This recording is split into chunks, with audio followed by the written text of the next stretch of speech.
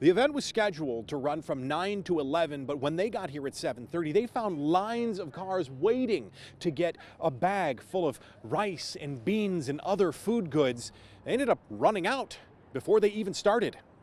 From kernels of corn to finished product, Coqui Garcia's tortillas are ending up on the tables of immigrant families tonight. I see that need in this community. Friday, her business was turned into a pop-up food drive pickup on Columbus's west side. One of the people who showed up is Hilma. She's pregnant and needed food. Es un gran beneficio para todos. Because of the stay-at-home order, her job at a local factory isn't needed, and many others like her aren't working either. Pues muchos lugares lo han cerrado. There's no other source of income for them. There's no way for them to be able to provide food for their families or to be able to pay their bills. Simakovsky Law, a local firm specializing in immigration law, partnered with several other groups to provide relief in the form of food. We were prepared to distribute about 250 bags. But when word spread of the aid, many more than expected showed up. We started having police show up, and they were trying to help us direct traffic. I knew that there was going to be quite a few people, but not as many as showed up. I've now gone to the local Michoacana, the Mexican market, 3 times. We've probably distributed over 1,000 bags.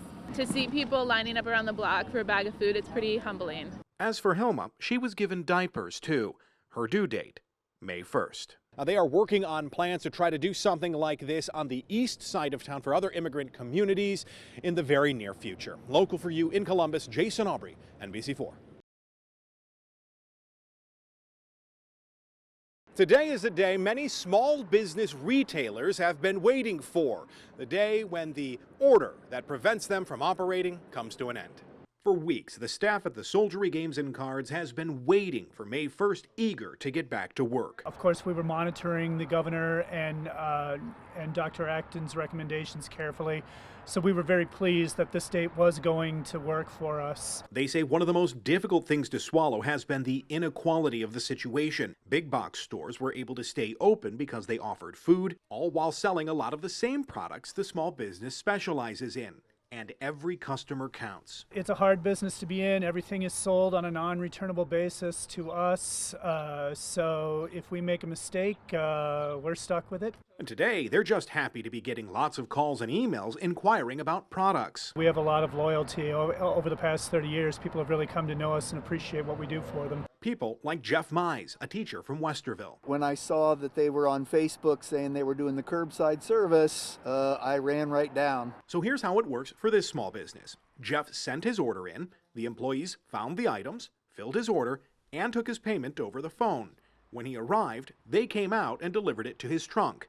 So what did he get? I'm getting a Mother's Day present. I'm getting a game to send my mother in Florida. Truly living up to the store's mantra, never outgrowing fun since 1991. In addition to selling the retail products, this is a place where people gather and play, and that drives a lot of their income. And if there's one thing this pandemic has exposed, it is that weakness. And they say that is something they and other stores like them will have to figure out. Local for you in Columbus, Jason Aubry, NBC4. The National Guard is uniquely positioned to respond to natural disasters in the communities in which its members serve. And while the pandemic is unlike anything they've had to face before, they've adapted.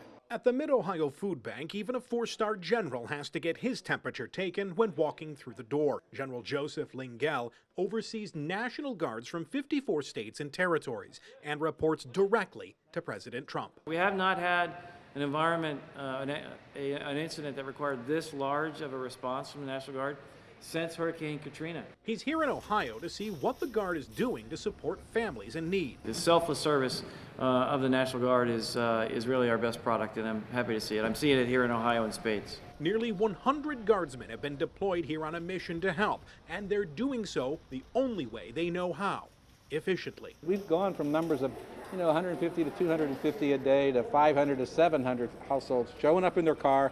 They've got such an efficient system out there, they like to say we're now tracking less than 30 seconds a car. Whether it's packing boxes or packing trunks, the Guard has been able to increase the food bank's output beyond what its normal group of volunteers, mostly senior citizens, typically is able to provide. We have a few volunteers that are key volunteers that are here, and they constantly tell me, we can't keep up with all these young men and women. They work so hard, so fast. And that work will continue, according to General Lingell.